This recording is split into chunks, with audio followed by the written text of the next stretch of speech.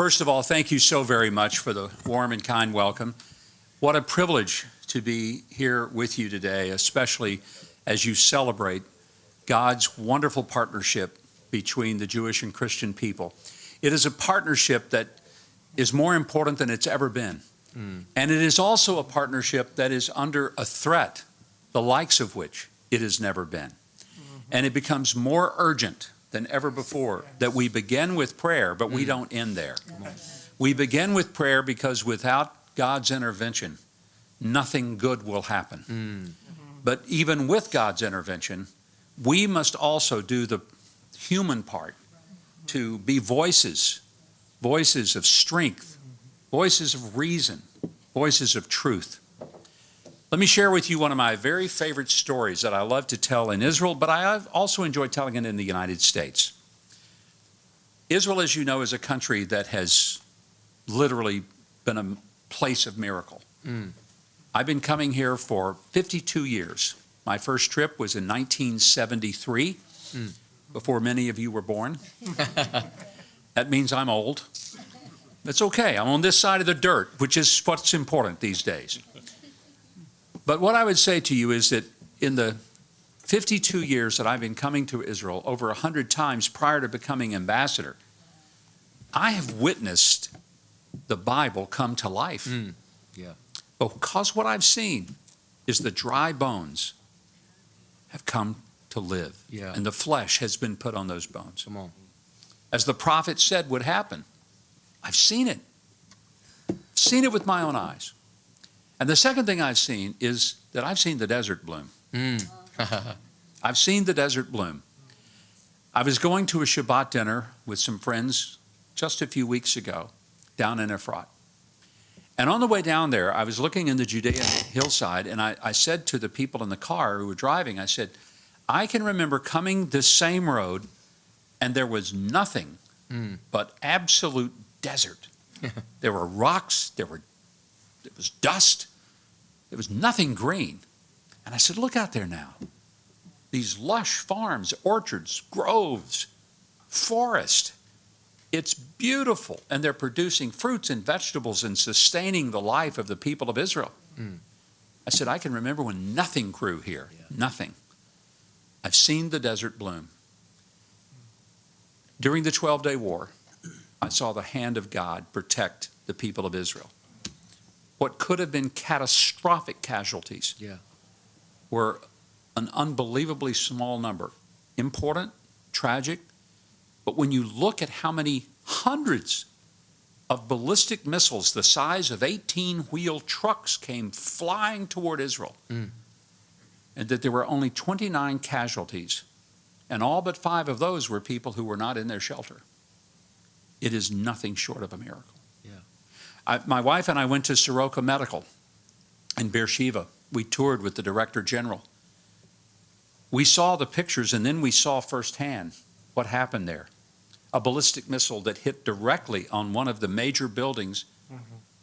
But the day before, the Director General moved every patient from that one building on the campus because he just felt something inside. What he may have said was just an intuition. We would have said was a voice from above that said to him, protect my people. He moved everyone out.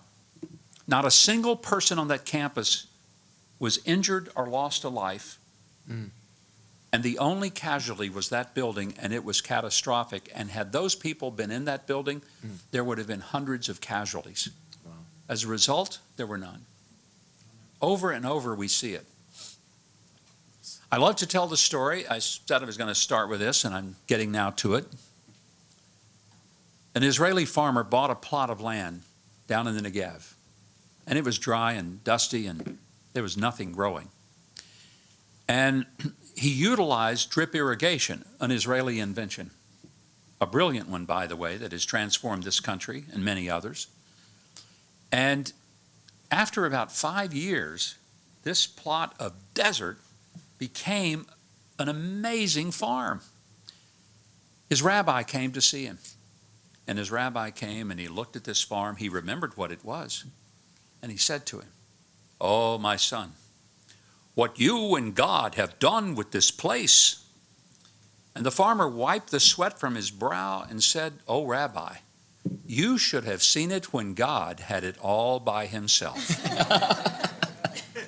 That is a reminder to me that this crisis that we face in the world today, that anti-Semitism and the ugliness of the principalities that are behind it, we must pray, but we also must take our implements to get out the weeds, to get out the stones, and to plow.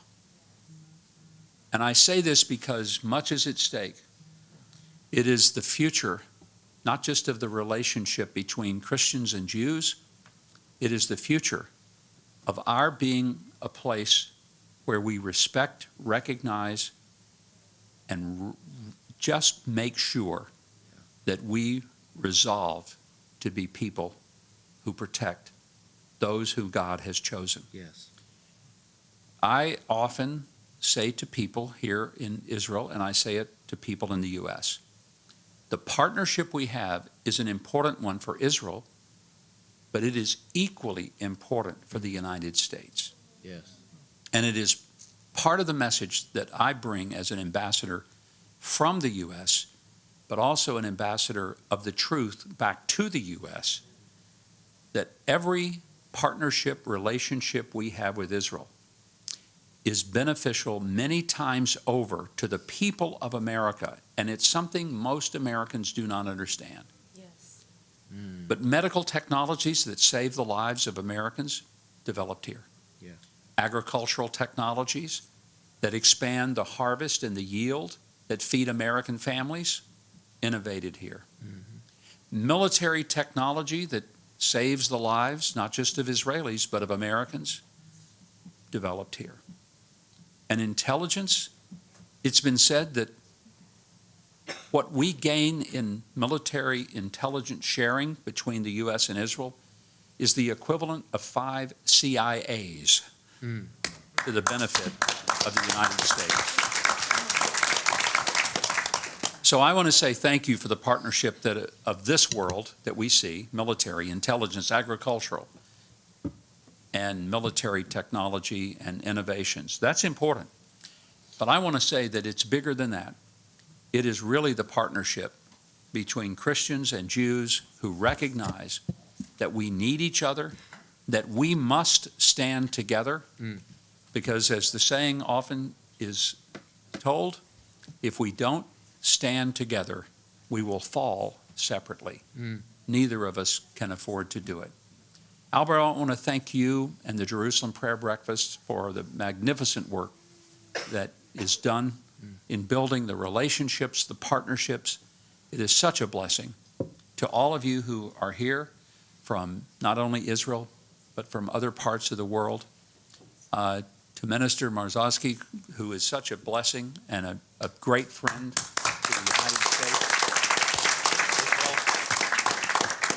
And a courageous leader for being willing to build this partnership and to use her influence in the Knesset to do so. It is a real blessing, and thank you very, very much for your leadership in this. It's a joy to behold. So, Albert, to all of you, thank you very, very much, and God's blessings and happy Thanksgiving. It's an American holiday, I realize, tomorrow, but we have a lot to be grateful for and a lot to say thanks over. I just got back from the States last night. I was there for the first time since I had come here, so I had to find my way around again. It's been a while. But we celebrated our family Thanksgiving last Saturday, since my wife and I were going to be back in Israel for Thanksgiving this year. And I want to say, as we gathered our family together, what a wonderful reminder just to be grateful for how God has blessed. Yes. And you know, my family, they were glad to get rid of me. They told me to go ahead and come back early.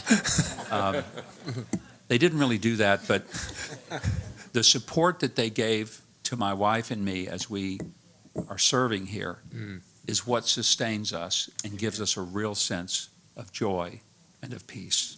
Thank you very much.